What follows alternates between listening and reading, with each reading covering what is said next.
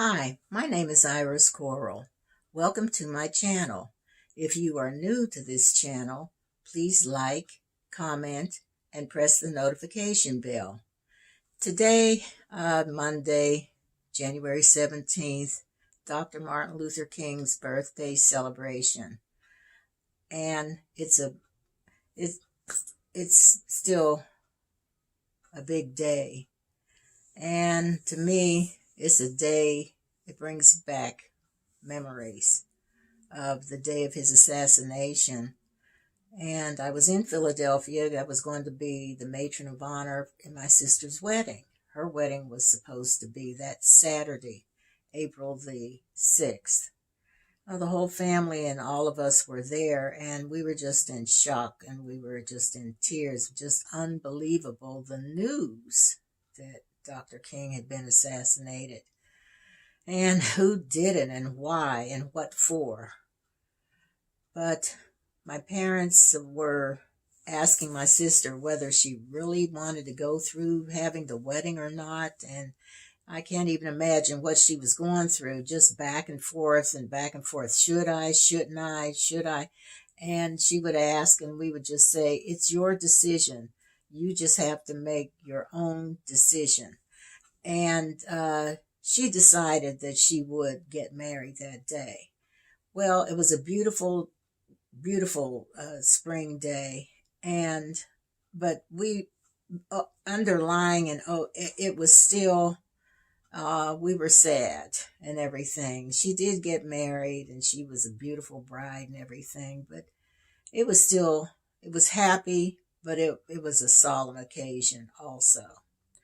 So after the wedding and everything, most of us left Philadelphia, and I was living in Pittsburgh, Pennsylvania at that time. And my son and I caught the Greyhound bus. And we caught the Greyhound bus, and the National Guard was downtown in Pittsburgh at that time. So we caught our local bus to go home. And we got off the bus, and the National Guardsmen were out there, and the tanks were in the middle of the street. That was unusual because I had seen tanks before when my dad used to take us to the armory and everything. But these tanks just looked a lot bigger and everything. But when we stepped off the bus, the National Guardsman, he came up to me and he says, where are you going? I says, my son and I, we're going home. He says, where is that? And I told him it's up the hill. And he says, do you have any identification? I thought that was strange, but when I saw his rifle, I decided, I says, okay, let me get my identification. So I looked in my purse and gave him my picture identification, and he looked at it, and there was another guardsman standing next to him. So he just waved me off, like, go ahead, go ahead. And we walked up the hill, and my son and I went home. And there was nobody on the streets. Usually there might be people walking up and down the hill or on the street or whatever, but no one was out. And this, because I got home, it was April the 7th. That was a Sunday. And it was just so quiet.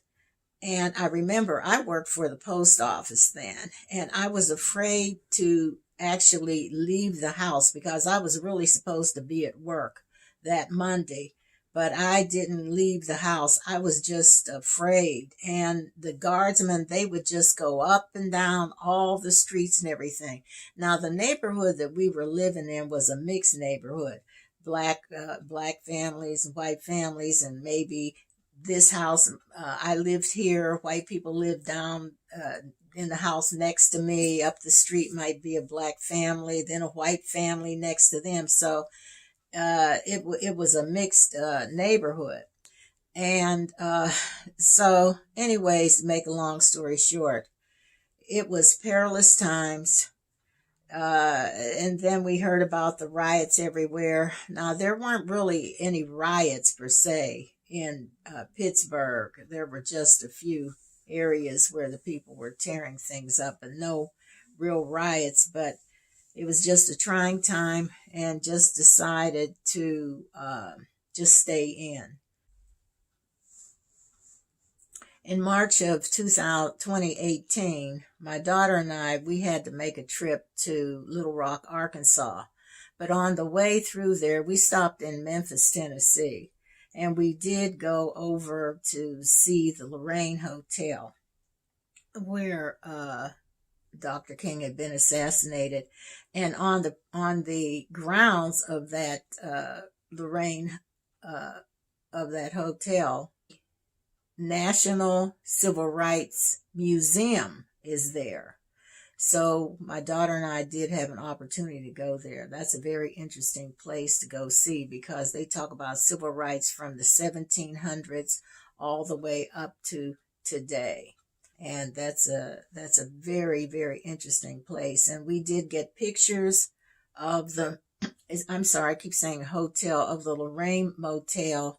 And it's set up as if it was back then, with the two cars that are still there and everything. And but it, just seeing it and just being there, it just did something to me.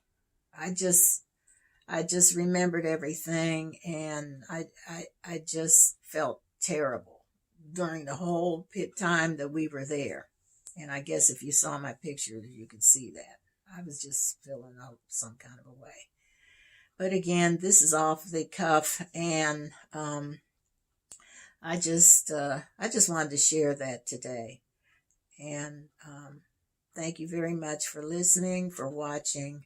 Take care of yourselves, and be safe.